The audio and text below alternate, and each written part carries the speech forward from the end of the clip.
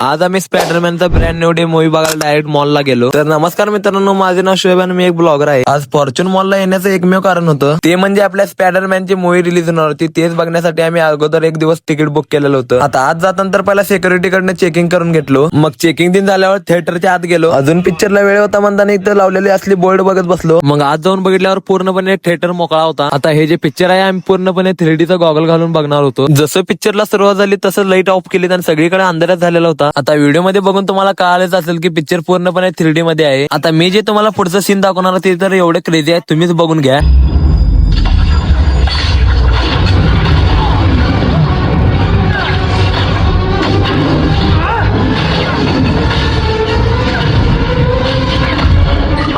आता एवढा सीन बघूनच तुम्हाला कळालं असेल की पिक्चर किती खतरनाक आहे. आणि या पिक्चर मध्ये लव्ह स्टोरी, फायटिंग आणि सायबर सिक्युरिटी असलं बरंच काही तर तुम्हाला या मूवी मध्ये दाखवलेलं आहे. मला असं वाटतं की तुम्ही पण एकदा ही स्पायडरमॅनची मूवी बघा. जर बघितलं असेल तर कमेंट मध्ये नक्की सांगा. आणि हे जे पिक्चर होतं ते पूर्णपणे 2.5 तासाचं होतं आणि कसं वेळ गेला आम्हाला कळालंच नाही. आजच्या ब्लॉग मध्ये एवढंच. हा ब्लॉग आवडला असेल तर लाईक करा, शेअर करा, कमेंट करा आणि आपल्या आयडीला फॉलो करा.